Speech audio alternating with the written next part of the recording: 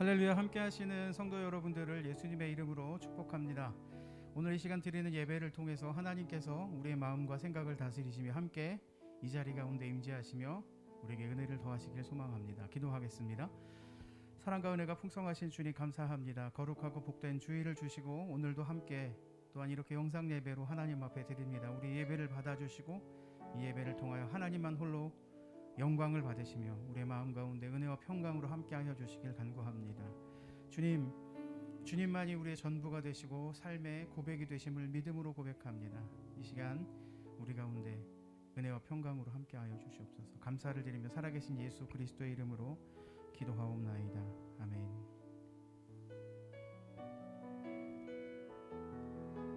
주님의 일하심을 함께 고백하며 나갑시다.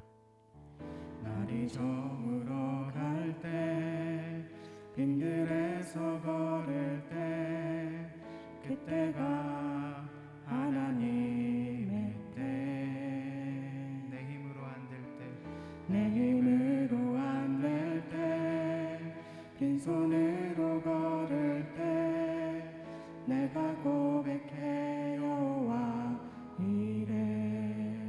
날이 저물어 갈 때 날이 저물어 갈 때 빈들에서 걸을 때 그때가 하나님의 때 내 힘으로 안 될 때 내 힘으로 안 될 때 빈손으로 걸을 때 내가 고백해 여호와 이래.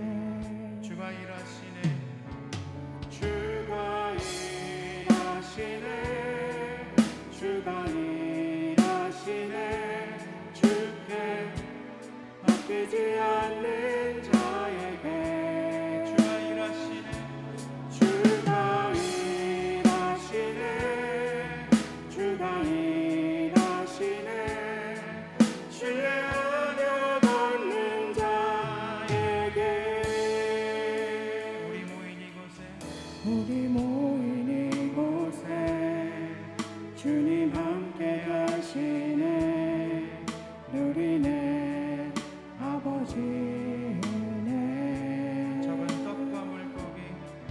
적은 떡과 물고기 내 모든 걸 드릴 때 모두 고백해 여호와 이래. 주가 일하시네.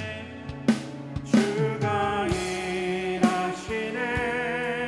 주가 일하시네. 주께 맡기지 않는 자에게 주가 일하시네. 주가 일하시네. 주가 일하시네.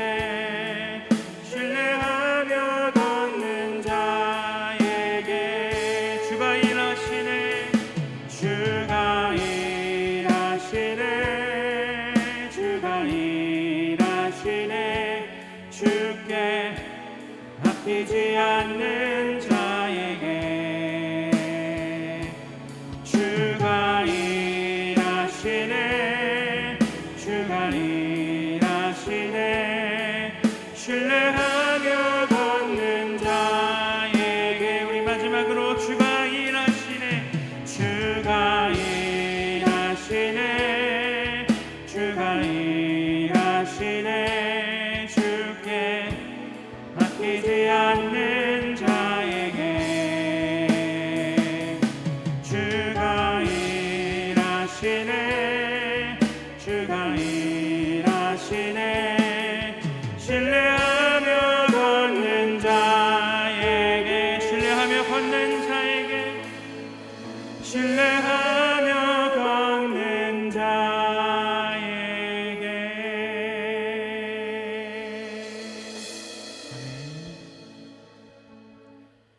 이 시간 우리와 함께 하시는 그 주님의 이름을 우리 힘차게 박수치면서 함께 찬양합시다. 할렐루야. 아멘.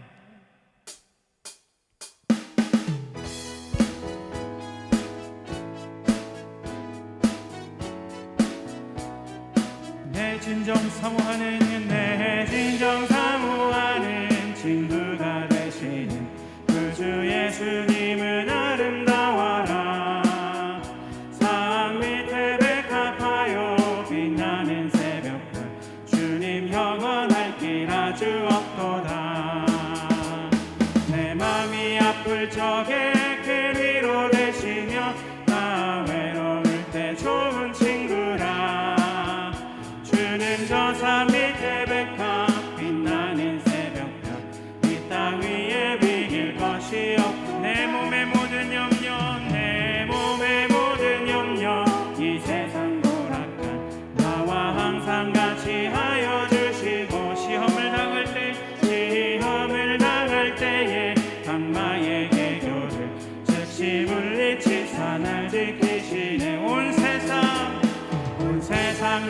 버려도 주 예수 안 버려 끝까지 나를 돌아보시니 주는 저 산 밑에 백합 빛나는 새벽별 이 땅 위에 비길 내 맘을 다하여서 고백합시다.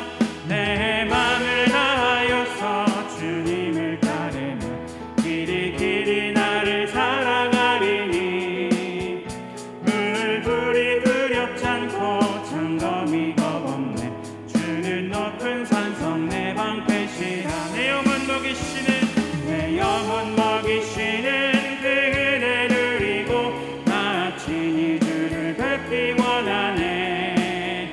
주는 저 산 밑에 백합 빛나는 새벽별 이 땅 위에 비길 것이 없도 내 영혼 먹이시는 내 영혼 먹이시는 그 은혜 누리며 나 친히 주를 뵙기 원하네.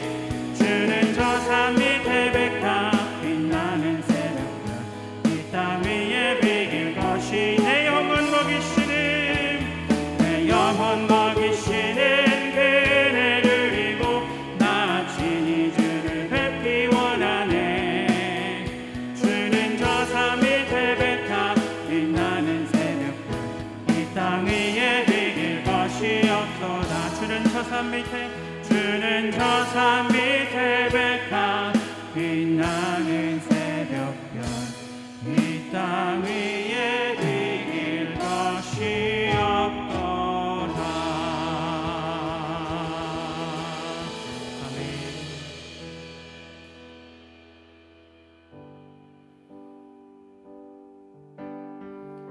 우리를 사랑하시고 이끄시는 그 주님을 기억하며 우리 예배의 자리에 나가십시다. 이 찬양의 고백으로 함께 올려드리십시다.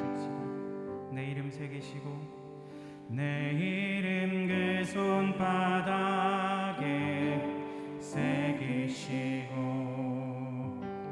나를 그 마음에 두셔서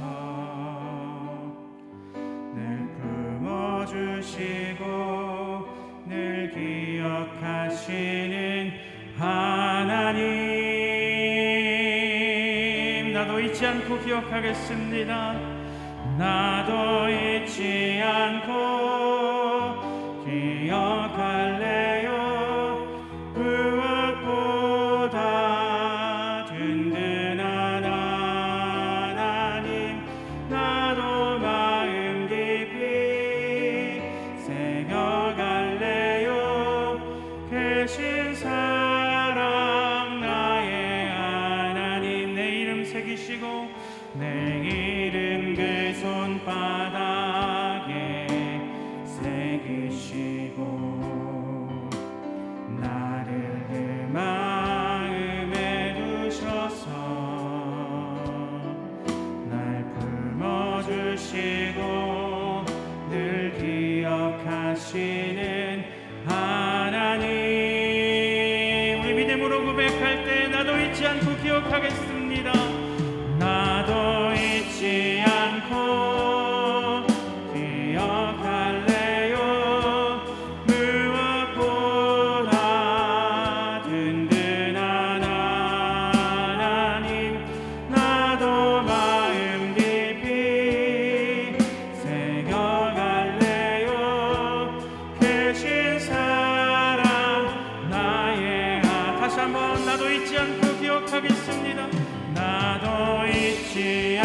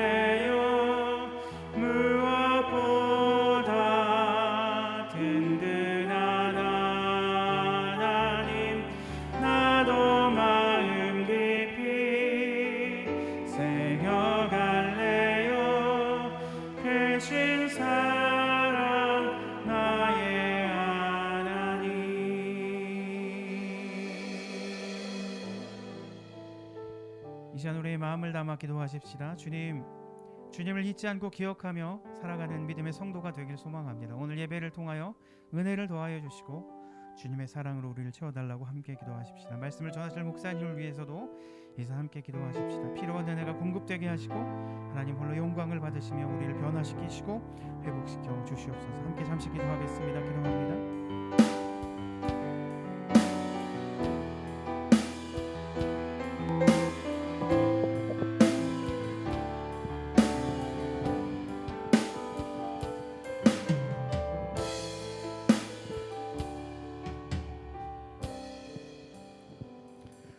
사랑의 하나님 아버지, 주님의 은혜로 말미암아 오늘도 주님께 예배드릴 수 있도록 인도하여 주시니 감사합니다. 이 시간 교회와 각 처소에서 드리는 예배를 통하여 찬양과 영광을 받아 주시옵소서. 지난 한 주간을 돌아보면 주님의 자녀로 열심히 산다고는 하지만 여전히 저희 생각과 행위는 주님 보시기에 부끄러운 것이 너무 많음을 고백합니다. 교만할 때도 많았고 분을 참지 못할 때도 많았습니다. 남을 미워하고 무시할 때도 많았습니다. 이러한 저의 부족함과 허물을 불쌍히 여기시고 용서하여 주시옵소서. 주님, 무더운 여름입니다. 가만히 있어도 지치고 짜증이 나고 영적 감각이 둔해지고 영적 생활이 힘들어지는 계절입니다. 무엇보다도 예배와 멀어지는 계절이 될 수 있사오니 무더운 여름철을 맞이하여 저희 모두가 예배와 멀어지는 삶이 되지 않도록 인도하여 주시고 마지못해 억지로 예배의 자리를 찾는 모습도 없게 하여 주시옵소서. 한번 깨어진 영적인 리듬은 다시 회복되기가 힘들다는 것을 깨닫게 하셔서 영적인 적신호가 생기지 않도록 주님을 가까이 할 수 있는 저희 모두가 되게 하여 주시옵소서. 또한 불쾌지수가 높음으로 인하여 마음을 다스리기 힘든 계절에 성령께서 저희 마음을 온전히 주장하셔서 감정을 잘 다스리게 하시고 평안을 잃지 않는 삶이 되게 하여 주시옵소서. 특별히 주님의 몸된 교회를 위하여 수고하시는 목사님과 교역자들의 건강을 붙들어 주시기를 원합니다. 피곤치 않도록 성령의 능력으로 붙들어 주시고 새 힘을 주시는 주님의 손길이 항상 함께하고 계심을 느낄 수 있게 하여 주시옵소서. 오늘도 말씀을 들고 다니서시는 목사님을 기억하시고 능력의 말씀을 전파할 수 있도록 성령께서 함께하여 주시옵소서. 예배를 위해 준비한 손길과 찬양팀을 기억하시고 저들의 수고 위에 넘치는 위로로 채워 주시옵소서. 이 예배가 주님 홀로 영광 받으실 줄 믿사옵고 예수님 이름으로 기도드리옵나이다. 아멘.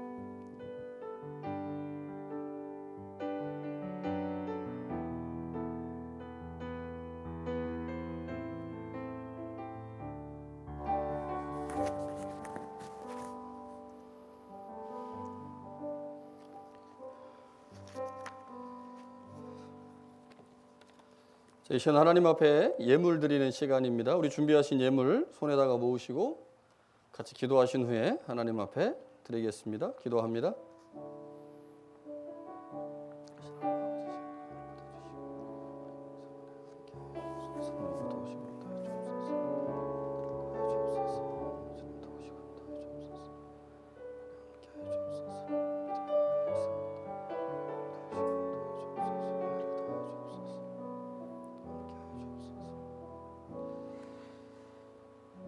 하나님 아버지, 이 시간 하나님 앞에 예배하면서 예물을 준비하여 드립니다. 이 예물을 주님 받아주시고 하나님의 거룩하신 나라와 사역 위에 사용하여 주옵소서.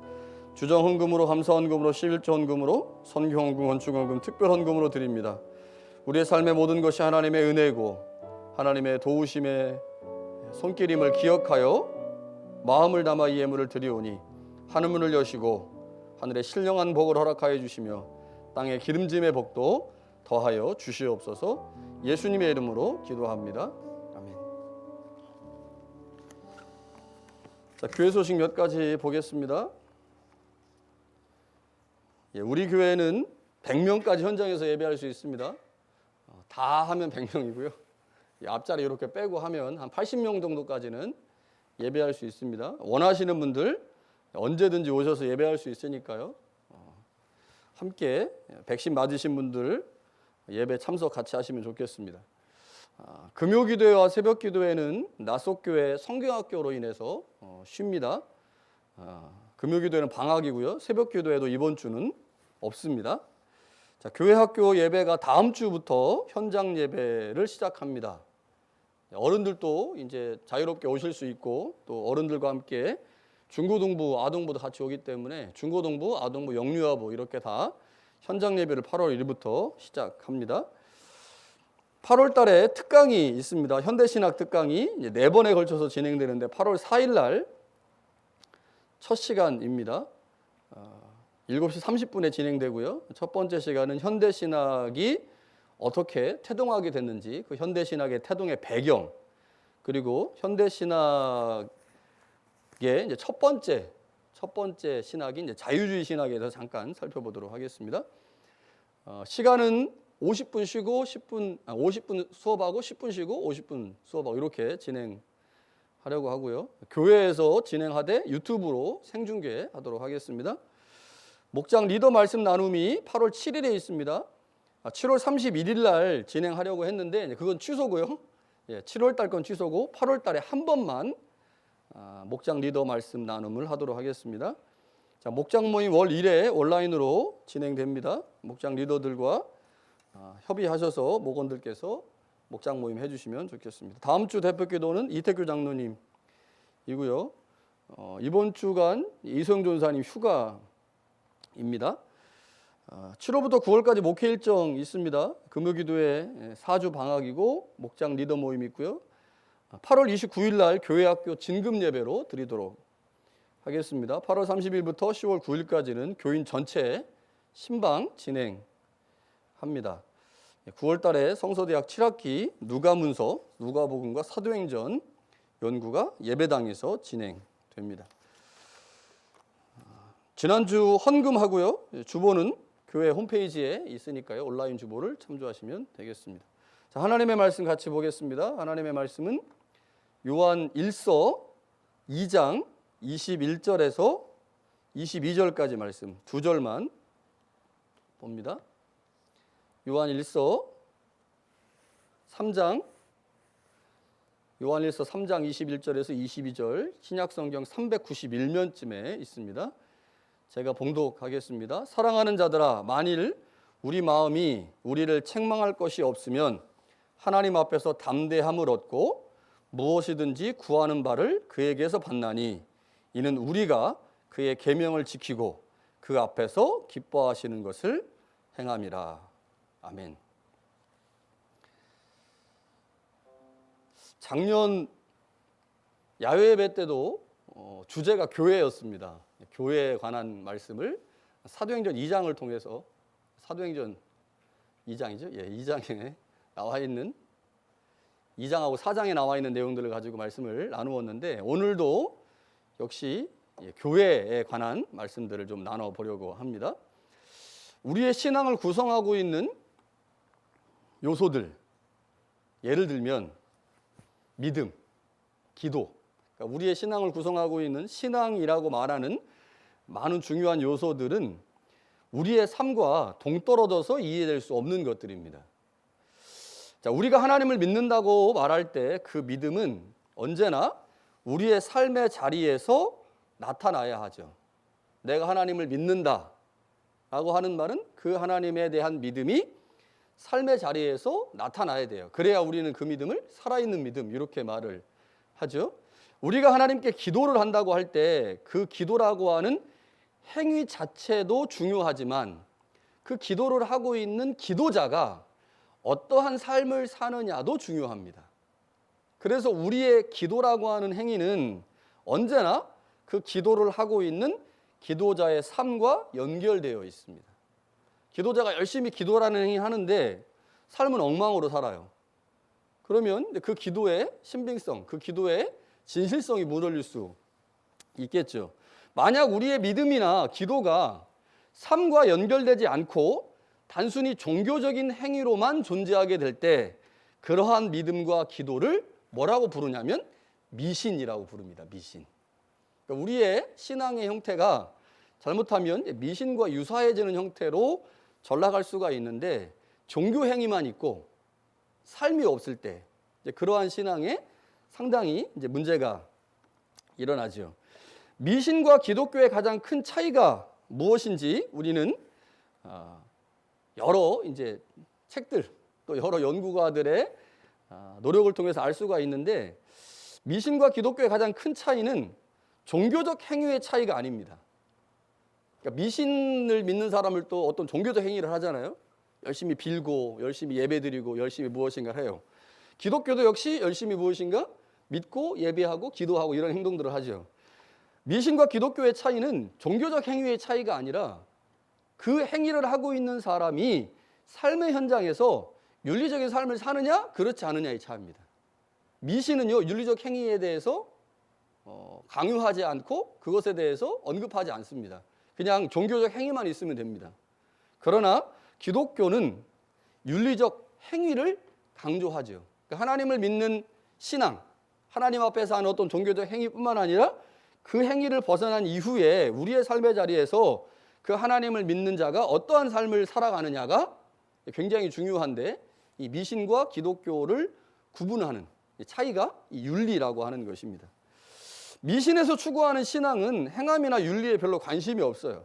종교적 행위를 통해서 절대자로부터 복을 받는 것이 가장 중요한 목표입니다. 이게 미신입니다. 하등 종교들. 그러나 기독교는 그러한 미신적 신앙을 용납하지 않죠. 하나님을 믿는 신앙적 행위만을 얘기하고 삶을 얘기하지 않을 때 그 신앙은 죽은 신앙이기 때문에 기독교가 말하는 신앙은 믿음이라고 하는 것과 삶이라는 것이 반드시 연결되어 있다고 하는 거죠. 오늘 우리는 본문의 말씀을 통해서 기도에 대해서 잠깐 살펴볼 건데요. 기도가 어떻게 삶과 연결되는지 한번 살펴보려고 합니다. 우리는 이미 기도에 관해서 상당히 많은 설교를 들었습니다. 저도 우리 교회에서 기도에 관해서 참 많이 설교한 것처럼 느껴져요. 얼마나 했는지는 제가 쉬어보지 않았기 때문에 모르지만 많이 한 것 같아요. 금요기도회 때도 많이 했고 금요기도회 때는 또 중보기도 특강처럼 이렇게도 했기 때문에 상당히 많이 했죠. 그럼에도 불구하고 다시 한번 이렇게 이제 야외 예배가 진행되고 있는 주간에 기도에 관해서 설교하는 이유는 바른 기도에 대한 이해가 우리의 신앙생활에서 매우 중요하기 때문에 한 번 더 이제 교회론의 관점에서 한번 생각해 보려고 합니다. 자, 오늘 우리가 읽은 말씀은 지금까지 우리가 가지고 있었던 기도에 대한 인식을 바꾸도록 요청하고 있어요. 기도에 대한 우리의 인식을 바꾸도록 요청한다. 자, 본문에 보니까 우리에게 응답받는 기도의 원리가 있다고 말씀을 해요. 응답받는 기도의 원리. 22절에 보면 무엇이든지 구하는 바를 그에게서 받나니 우리가 그의 계명을 지키고 그 앞에서 기뻐하시는 것을 행함이라. 이걸 조금 다른 말로 풀면 우리가 하나님 앞에 기도하고 응답을 받는데 그 응답받는 이유가 뭐냐면 그의 계명을 지키고 그 앞에서 기뻐하시는 행위를 하기 때문이다. 이렇게 말씀을 하고 있다고 하는 거죠. 하나님께서 우리의 기도를 들으시고 그 기도에 응답하시는 이유를 요한은 뭐라고 설명하느냐? 우리가 그의 계명을 지키고 기뻐하시는 것을 행하기 때문이다. 그래서 우리가 기도 응답 받는 거다 이렇게 말을 하는 거죠. 기도 응답의 조건으로 우리의 삶을 말하고 있습니다. 우리는 기도 응답의 조건으로 어떻게 이야기를 해요? 기도 응답의 조건은 간절한 기도. 목숨을 건 간절한 기도. 그게 기도 응답의 조건이라고 생각을 하죠. 그런데 요한은 기도 응답의 조건이 우리의 삶이다. 이렇게 말씀을 하고 있는 거죠. 그래서 오늘 본문의 말씀은 우리가 지금까지 가지고 있었던 기도에 대한 인식을 좀 바꿔달라고 요청하고 있는 겁니다. 우리의 삶의 자리에서 하나님이 주신 계명을 지키고 하나님이 기뻐하시는 삶을 살게 될 때 우리의 기도가 응답되어질 수 있다라고 지금 요한이 말하고 있는 거죠. 자, 이 점에 대해서 좀 생각을 해보려고 해요. 자, 우리는 흔히 기도에 있어서 열정, 그리고 격렬하고 뜨거운 간구, 이러한 모습들을 생각을 하면서 이것이 우리가 기도응답을 받는 중요한 조건이라고 생각을 합니다. 물론 열정적으로 기도하는 것, 뜨겁게 간구하는 것이 매우 중요합니다. 저도 이렇게 기도했고 여전히 그렇게 기도하는 것이 중요하다고 생각하고 있습니다. 우리의 마음의 소원을 솔직하게 아뢰는 것, 그것도 매우 열정적으로 하나님께 우리의 소원을 아뢰는 것은 우리의 기도에서 매우 중요한 부분임에 틀림이 없죠. 그러나 이것만으로는 기도에 무엇인가 부족한 점이 있다는 겁니다. 기도 응답의 조건을 단순히 열정적으로 기도하고 뜨겁게 간구하는 것만이 기도 응답의 유일한 조건이라고 생각할 수 없다는 거죠. 다른 조건이 있다고 성서가 말하고 있습니다. 자, 오늘 본문의 말씀은 기도 응답의 또 다른 조건을 말씀하는데요. 그것은 우리의 인격이며 우리의 삶이다 라고 말합니다. 기도자가 기도라는 행위를 통해 하나님께 간구하죠. 그러나 그 간구하는 기도자가 반드시 그의 삶의 현장에서 하나님과 교제하는 삶을 살아야 한다는 거죠. 그러니까 기도자의 기도의 내용, 그리고 그 기도자가 살아가는 삶의 자리, 이 두 가지가 연결되어 있기 때문에 단순히 우리가 기도의 현장에서 기도의 내용을 가지고 혹은 기도를 할 때 그 기도자의 자세만을 가지고 기도의 응답이 되느냐 안 되느냐를 판단할 수 없다는 겁니다. 기도자의 내용, 기도의 내용, 또 기도자가 기도할 때 갖는 열정, 이것만큼 중요한 것이 그 기도자가 어떤 삶을 사느냐라는 거죠. 기도는 전인적 신앙 행위입니다. 우리의 기도는 우리의 삶과 결코 떨어져 있지 않습니다. 기도는 우리의 모든 것이 참여하는 신앙 활동이죠. 기도는 마음이 토대가 되고 우리의 삶이 반영되어야 합니다. 우리의 마음이 토대가 되고 삶이 반영되어야 된다. 우리가 아무리 열심히 기도한다고 해도 그 기도에 우리의 인격이 포함되어 있지 않으면 그 기도는 허공을 치는 기도일 수밖에 없습니다. 이러한 기도의 특징 때문에 우리가 기도할 때 우리의 기도의 내용도 중요하지만 기도자의 인격과 모습 또한 중요하다는 거죠. 그래서 기도할 때 하나님 앞에 어떤 기도의 내용을 가지고 기도하느냐가 중요하죠.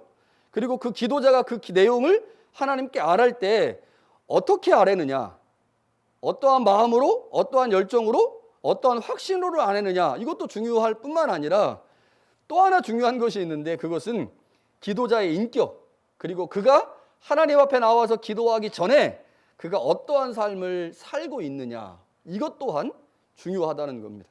우리는 종종 나 자신은 바꾸지 않으려고 하면서 기도의 내용에만 관심을 갖거나 기도 자체에만 집중하려고 하는 경향들이 있어요. 우리가 하나님 앞에서의 우리의 삶과 관계를 개선하고 고치려는 노력이 없이 오직 기도 자체나 내용에만 관심을 가지고 집중하게 되면 어떻게 될 수 있느냐? 내 기도와 내 삶의 간격이 생기면서 위선적인 신앙인 또는 내 의를 드러내려고 하는 바리새인적 신앙인으로 전락할 수도 있습니다. 자, 우리가 복음서를 통해서 잘 알 수 있듯이 바리새인들의 신앙의 모습이 어떻습니까? 사람들이 많이 다니는 어귀에서 서서 기도하죠. 그곳에서 구제하고 그곳에서 금식한 것처럼 펴내고 사람들 앞에서 나 기도하는 사람이야 라고 말을 합니다. 삶은 안 바뀌거든요. 삶을 바꾸려고 노력하지 않아요. 삶을 바꾸려고 노력하지 않지만 반대로 내가 지금 기도하고 있다고 하는 것은 드러내고 싶어 하거든요. 이 둘 사이의 간격이 커지면 결국 기도하는 그 사람은 외식하는 자가 되고 그 자신의 모든 기도가 결국 누군가에게 자신의 의를 드러내는 도구가 된다고 하는 거죠. 그러니까 우리가 하나님 앞에 나와서 기도한다고 할 때 기도의 내용이 중요합니다. 그래서 어떤 내용으로 기도하느냐가 중요해요. 그 기도의 내용을 어떤 방식으로 하나님께 간구하느냐도 중요합니다. 굉장히 중요해요. 그런데 이것과 함께 우리의 삶, 기도하는 내가 하나님 앞에서 어떤 삶을 살다가 기도의 자리로 왔느냐, 이게 중요하기 때문에 이 둘 사이에서 간격이 점점점 벌어지기 시작하면 삶은 엉터리로 살고 엉망으로 살지만 다른 사람들이 내 삶에 대해서 알지 못하기 때문에, 숨길 수 있기 때문에 현장에 와서 기도의 내용을 멋있게 하고 기도의 방식을 열정적으로 하게 되면 사람들은 그 자리에 있는 나만을 보고 판단하거든요. 아, 저 사람 참 신앙이 좋다. 저 사람 참 훌륭한 사람이다. 라고 교회에서는 점점 더 높아지죠. 근데 삶은 어때요? 삶은 엉망이야. 점점 더 괴리가 생기겠죠. 틈이 생기겠죠. 그러면 결국 내가 하고 있는 기도의 행위로 나를 드러내는 도구가 될 수 있다는 거예요. 그래서 기도자가 기도의 내용과 기도의 방식을 가지고 하나님 앞에 기도할 때 반드시 그 기도를 드리고 있는 삶이, 기도를 드리고 있는 기도자의 삶이 변화되지 않으면 결국 내가 지금 하고 있는 그 기도의 행위가 나를 드러내는 나의 의로 작용하게 만들 수 있다고 하는 거죠. 사실 우리가 단지 기도를 통해서, 간구를 통해서 내가 얻고자 하는 것들을 얻는 것, 그러니까 기도라고 하는 것이 이 간구라고 하는 것과 굉장히 깊은 연관성이 있기 때문에 우리는 보통 기도를 간구라고 생각을 하거든요. 간구. 그래서 하나님 앞에 나왔을 때 내가 소원하고 내가 바라고 내가 원하는 것을 하나님께 간구라고 하는 형태로 드러내고 그 간구를 들으신 하나님께서 우리에게 응답하시고, 이게 이제 우리가 일반적으로 생각하고 있는 기도의 모습입니다. 자, 그런데 오늘 본문의 말씀은 그렇게 기도를 생각하고 있는 사람들한테 상당히 부담을 주는 말씀이죠. 아니, 교회 와가지고 기도할 말이 없어서 기도의 내용을 하나님 앞에 아뢰는 것도 쉽지 않은데, 그리고 나는 워낙 열정적으로 기도하고 없어서 그런 게 없어가지고 막 소리내서 기도하는 것도 힘든데, 아니 목사님 나는 기도할 말도 없고 기도할 때 열정적으로 기도하지도 않는데 이것도 안 되는데 거기다 3까지 얘기를 하면 나는 지금 ABC도 잘 모르고 있는데 거기에 다른 얘기하면 얼마나 힘듭니까? 이럴 수 있어요, 충분히. 기도라고 하는 것은 내가 원하는 것을 하나님께 아뢰는 거죠. 이게 분명히 기도의 기본입니다. 내가 원하는 것을 하나님께 아뢰고 그것을 하나님이 들으시고 그 기도에 대해서 응답하시고, 그래서 우리가 기도를 하는 이유는 내가 지금 무엇인가가 부족하기 때문에, 어렵기 때문에, 내 스스로 문제를 해결할 수 없기 때문에 하나님께 요청하는 거잖아요. 요청을 해서 그 요청을 하나님이 듣고, 그래 내가 네 기도를 들어줄게, 그래서 네 삶에 응답해 줄게. 그러니까 우리가 조금 이기적으로 생각하면 기도할 때 기도의 중요한 목표는 응답이에요. 응답. 스트레스 풀려고 기도하는 거 아니잖아. 내가 기도를 했어. 그럼 그 기도의 응답을 받아가지고 하나님으로부터 어떤 절대적 힘과 능력을 받아서 내 삶의 문제가 해결돼야 될 거 아니에요. 그런데 우리가 단순히 기도를 내가 원하는 것을 하나님께 아랜다 라고 하는 것에만 포인트를 두면 내가 원하는 것을 하나님께 아뢰었을 때 하나님이 다 들어줄 거라고 생각을 해. 그런데 실제로 하나님이 내가 열심히 기도했는데도 불구하고 안 들어주셔. 나는 들어주실 거라고 생각하고 기도를 했는데, 그럼 어떻게 되겠어요? 그 낙심이 되고 좌절이 되고 힘이 빠지는 거죠. 그런데 왜 도대체 우리가 그렇게 열심히 기도하는데 하나님이 우리의 기도에 응답하는 것이 그렇게 적을까? 기도를 단순히 내가 원하는 것을 하나님께 아뢰는 것이라고만 생각하기 때문에 그런 겁니다. 그러니까 지금까지 우리는 기도에 어디에 포인트를 두고 있었냐면 기도의 내용, 그리고 기도의 그 내용을 하나님 앞에 전달하는 방식, 열정, 요거에만 포인트를 두고 기도를 생각했는데 요한일서 3장은 그러한 기도의 포인트를 조금 바꾸라고 말하는 거죠. 기도의 내용도 중요하고 기도의 내용을 전달하는 방식도 중요하지만 그 기도자가 기도의 현장에 오기 전까지 어떠한 삶을 살았느냐, 그의 삶이 어떠했느냐가 하나님이 우리의 기도를 받으시는, 응답하시는 중요한 조건이라는 겁니다. 그러니까 지금까지 우리가 생각했던 기도의 내용에다가 오늘 본문의 말씀 하나를 더 추가해야 되는 거죠. 그러면 온전한 기도에 대한 이해가 생길 수 있습니다. 여러분, 우리는 삶과 분리되지 않는 기도를 해야 합니다. 삶과 분리되지 않는 기도를 해요. 무슨 말입니까? 기도는 내용도 중요하지만 기도자가 먼저 하나님 앞에서의 삶을 살아야 돼요. 하나님의 말씀을 통해 하나님과 인격적인 만남을 가져야 합니다. 그런 사람이 하나님 앞에 나와서 기도의 내용을 열정적으로 하나님 앞에 아랠 때 하나님이 그 열정적인 기도를 받으시고 그 기도에 응답하시는 거죠. 유창한 기도, 열정적 기도, 간절한 기도와 함께 하나님은 우리의 삶을 보신다는 겁니다. 유창한 기도만 보지 않고 열정적인 기도만 보지 않고 간절한 기도만 보지 않고 그 기도와 함께 그 기도를 드리는 자가 어떠한 삶을 살았는지를 보신다는 거죠. 우리가 드리는 기도 이전에 하나님은 우리의 삶을 먼저 보십니다. 따라서 삶이 동반되지 않는 기도는 허공을 울리는 메아리와 같습니다. 예를 들면 이런 거예요. 기도할 때는 진짜 같아요. 얼마나 열정적으로 기도하는지. 제가 한참 그렇게 열심히 기도했어요.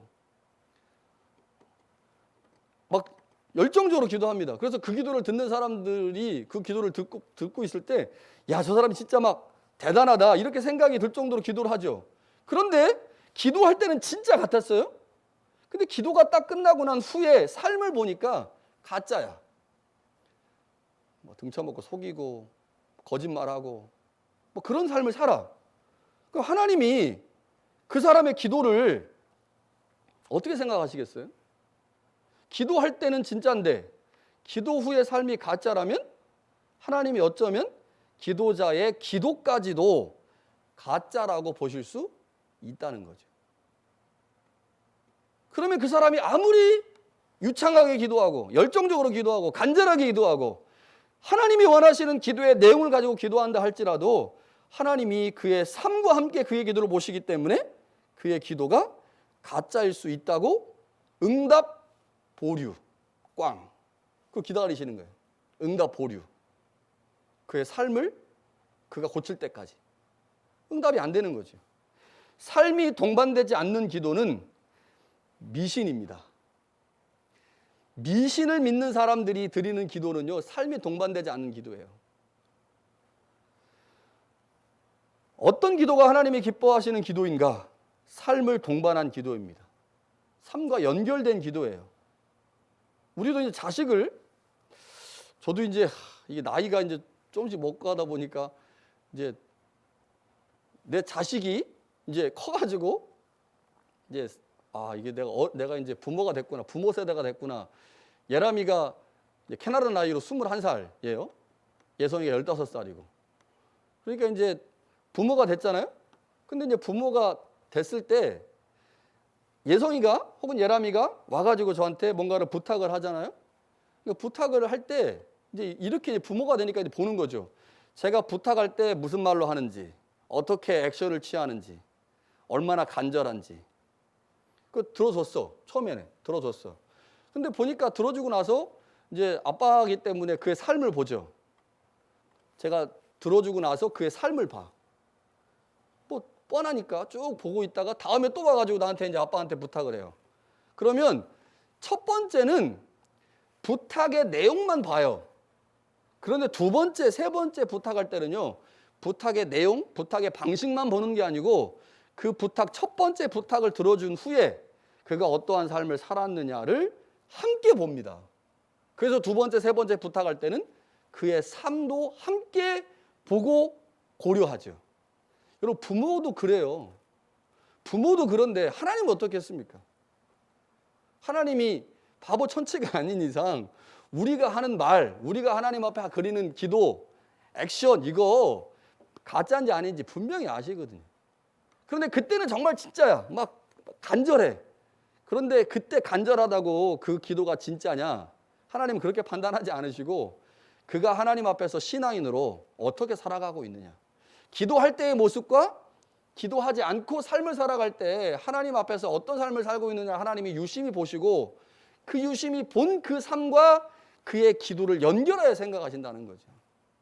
그래서 기도는 전인적인 겁니다. 여러분, 신앙생활은 전인적인 거예요. 하나만 떼놓고 생각할 수 있는 게 아니죠.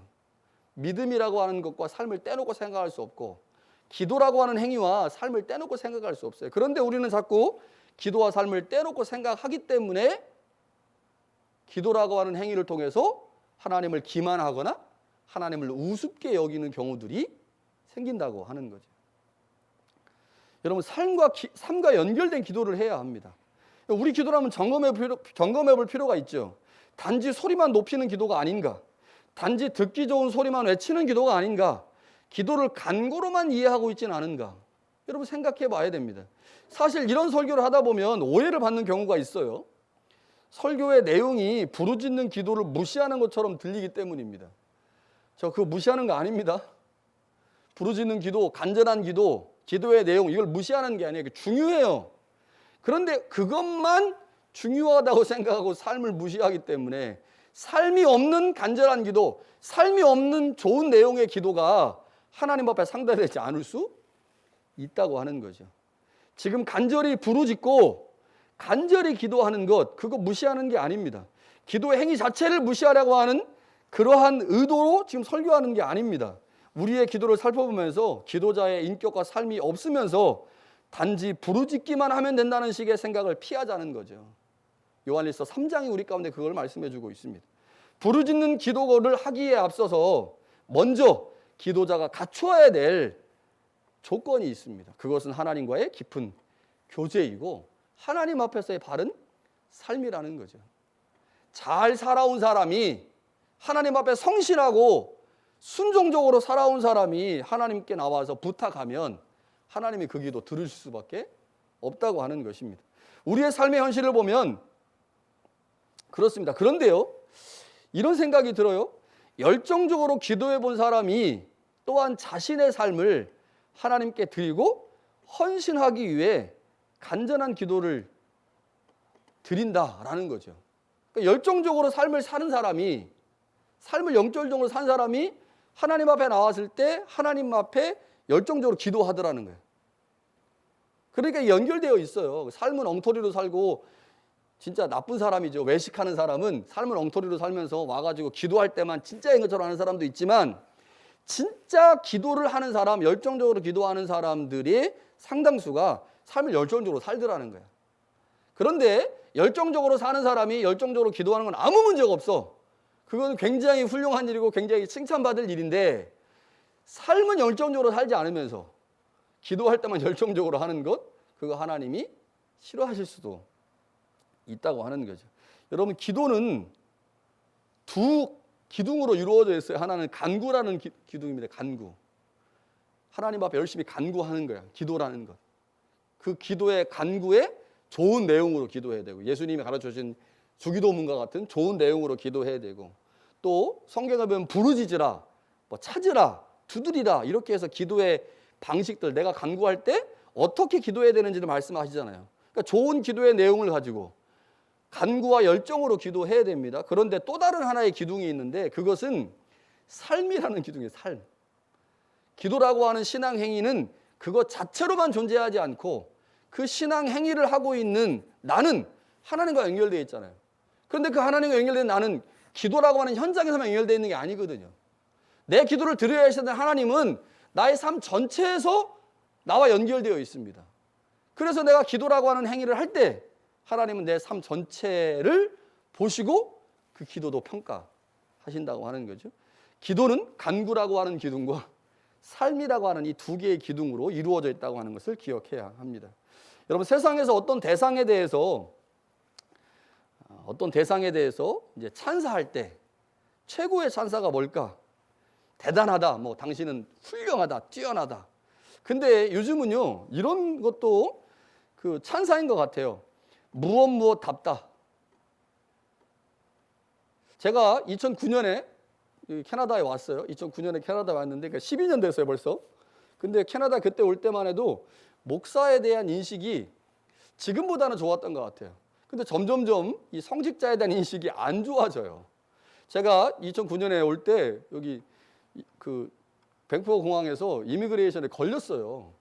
짐을 찾고 있는데 어떤 등치 이만한 사람이 나한테 이렇게 하는 거, 이렇게 되게 기분 나쁘잖아요. 이렇게 짐을 두 개 찾아가지고 이렇게 오니까 어쩌고 영어도 못 하는데 오라니까 얼마나 제가 떨렸겠습니까? 그래서 끌려갔어요. 어떤 방으로 끌려갔는데 방으로 끌고 가더니 짐을 열으래. 짐을 열었어요. 그랬더니 이제 그 사람이 계속 물어보는 게 뭐냐면 너 돈 얼마 가져왔냐? 그래서 그 당시에 한 2,000불 가져왔다 그랬거든요. 그 2,000불 가져왔다 그랬더니 진짜냐? 2,000불 가져왔다. 그랬더니 짐을 풀어가지고 돈 있나 없나를 찾은 거예요. 돈이 없었거든. 그 안에 다 양복만 있었거든. 양복만, 옷만. 그래 이제 그러고 나서 이제 왔어요. 와가지고 제가 이제 성도들한테 나 잡혔다. 그래가지고 아 고생했다. 그랬더니 그 어떤 성도가 그러는 거야. 목사님 왜 목사라고 말하지 않았냐? 목사라고 말했으면 훨씬 뭐 좀 부드럽게 대하고 빨리 끝났을 거다. 근데 제가 그때 반바지에다가 뭐 색 차고 뭐 하여튼 뭐 이상하게 왔어요. 이상하게 왔기 때문에 그 사람이 목사라고 말했어도 믿지 않았을 거야. 전혀. 근데 이제 그때 무슨 생각이 들었냐면 아, 이 사회가 목사에 대해서 굉장히 존경하는 어떤 그런 분위기가 있나 보다라고 생각을 했어요. 그런데 지금은 그런 것 같잖아요. 그러니까 우리가 무엇인가에 대한 최고의 찬사가 사실은 목사에게 목사답다. 그럼 우리가 이제 목사라고 할 때 그 목사에 대한 어떤 그리는 이미지가 있잖아요. 근데 그 이미지와 딱 맞아 떨어졌어. 그러면 야, 참 목사님은 진짜 목사님답습니다. 가라마 다음부터 그렇게 얘기 좀 해줘. 목사님은 참 목사님답습니다. 그게 칭찬이죠. 성도에게 성도답다. 그 칭찬입니다. 하나님의 성도로서의 어떤 모습이 있거든요. 그 모습에 적합할 때 우리는 아, 참 당신은 성도답습니다. 이렇게 얘기하죠. 교사에게는 교사답다. 교회에 대한 평가도 마찬가지입니다. 세상으로부터 새순교회가 정말 교회답다라고 하는 칭찬을 듣는다면 아마 그 교회는 하나님에게도 칭찬을 받을 것입니다. 사람들이 생각하는 교회 모습이 있잖아요. 야, 교회는 이래야 돼. 근데 새순교회가 그렇게 사람들로부터 교회답다라고 칭찬을 듣는다면 하나님도 칭찬하시겠죠. 어떤 우리 교회 집사님 중에 한 분이요. 그 한국 사람이 하는 안경집 있잖아요. 153? 그 아시죠? 저쪽에 저 북쪽에 가든시티에 지금 하시잖아요. 그러니까 이분이 이제 우리 집사님이 이제 가든시티에 안경을 하러 갔어. 가가지고 이제 얘기하다가 교회 다니시냐고 그래서 그분들 교회 다니니까 임마누엘 교회 다니잖아요. 그 우리 집사님이 이제 새순교회 다닌다고 그랬더니 놀래면서 믿음이 신실하시군요. 이렇게 얘기하더라는 거야. 믿음이 참 신실하시군요. 그러니까 그 사람의 입장에서는 그 153 주인의 입장에서는 새순교회 다니는 사람은 신실하다. 이렇게 생각을 하는 거예요. 그러니까 그 집사님을 뭐 어떻게 알겠어요? 얼굴 보고 뭐 그 사람이 신실한지 안 한지 어떻게 알겠어? 근데 새순교회를 다닌다라고 하는 말을 듣자마자 참 신실하시군요. 이렇게 얘기를 했다는 거죠. 우리 성공한 거예요. 우리는 새순교회 다니는 성도는 우선 기본적으로 사람들이 신실하다고 생각해. 할렐루야. 얼마나 좋아요. 우리는 교회다운 교회인 거지. 여러분 이 모습을 계속 유지해 가야 합니다. 그러면 하나님 앞에 칭찬받는 교회가 되는 거죠. 여러분 어떤 교회가 교회다운 교회인가? 예수님이 성전에서 장사하는 무리를 내쫓으시면서 이렇게 말씀하셨어요. 교회는 기도하는 집이다. 여러분 예수님은 교회가 기도하는 집이 되길 바라셨고 그렇게 돼야 한다고 말씀하셨죠. 왜냐하면 기도라고 하는 것은 우리가 하나님과 연합하는 행위이기 때문에 그렇습니다. 기도하는 시간에 연합하고요. 또 하나 하나님이 우리의 삶을 보시기 때문에 우리의 삶의 현장에서 항상 하나님에 대한 존재를 인식하고 있어야 돼. 왜냐하면 내가 내일 기도하러 갈 거거든.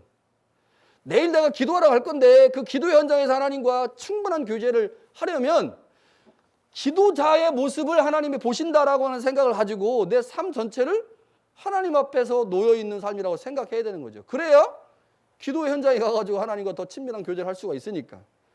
자, 우리는 기도를 통해 하나님이 우리 안에 그리고 우리가 하나님 안에 거하는 것을 경험하게 되죠. 여러분 교회다운 교회가 어떤 교회이겠습니까? 기도하는 교회입니다. 기도의 불을 꺼지지 않게 하는 교회죠. 하나님 우리를 성도로 부르셨습니다. 성도는 예수 그리스도로 말미암아 거룩해진 사람들입니다. 하나님이 우리를 거룩하게 하신 후에 우리에게 그 거룩함을 유지할 수 있도록 우리에게 기도라고 하는 도구를 허락하셨고 그 기도를 할 수 있는 자리를 우리 가운데 허락하셨습니다. 그것이 바로 예배의 자리고 기도의 자리이죠. 여러분 성도는 기도할 때 성도답습니다. 성도는 하나님의 말씀에 순종할 때 성도답습니다. 하나님이 기뻐하시는 기도의 사람, 말씀의 사람이 될 수 있기를 바랍니다. 교회다운 교회.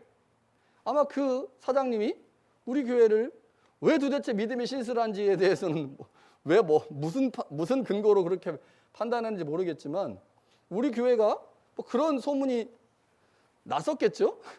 그렇기 때문에 우리를 그렇게 판단한 건데 이 지역에 있는 많은 한인들로부터 칭찬받는 교회가 되고 또 그 칭찬이 그들에게서만 끝나지 않고 하나님에게서도 받는 그런 교회가 될 수 있기를 간절히 축원합니다. 우리 주신 말씀 기억하면서 같이 한번 찬양하겠습니다.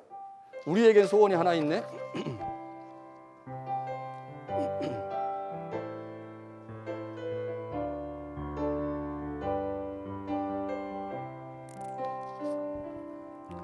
우리에겐 소원이 하나 있네. 주님 다시 오실 그날까지 우리 가슴에 새기 주의 십자가 사랑 나의 교회를 사랑케 하네. 주의 교회를 향한 우리 마음 희생과 포기와 가난과 고난 하물며 죽음조차 우린 막을 수 없네. 우리 교회는 이 땅의 희망 교회를 교회되게 예배되게 우릴 사용하소서. 진정한 능의 날 오늘 임하도록 우릴 사용하소서. 성령 안에 예배하리라. 성령 안에 예배하리라. 자유의 마음으로 사랑으로 사역하리라. 교회는 생명이니 교회를 교회되게 예배되게 우리 사용하소서. 진정한 능의 날 오늘 임하도록 우리 사용하소서. 자리에서 일어나셔서 우리 비전선언 같이 하겠습니다. 우리 새순교회는 그리스도의 십자가를 재현하는 교회입니다. 우리 새순교회는 건강하게 성장하는 교회입니다. 우리 새순교회는 그리스도의 사랑으로 하나됨을 이루어가는 교회입니다. 아멘. 자, 옆에 있는 식구들 축복하면서 같이 한번 찬양하겠습니다.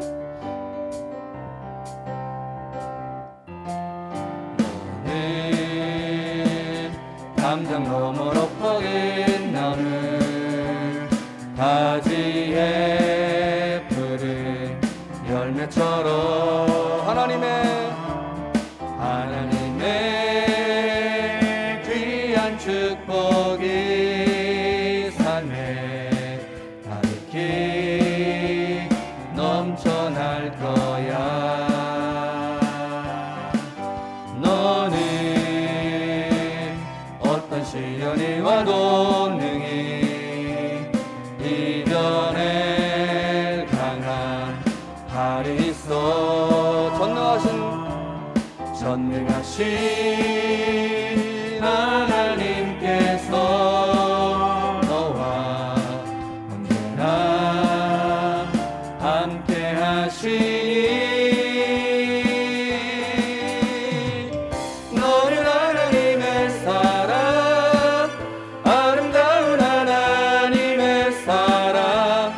나는 널 위해 기도하며 내 길을 축복할 거야. 너는 하나님의 선물 사랑스러운 하나님의 열매 주의 품에 꽃 피운 나무가 되어줘.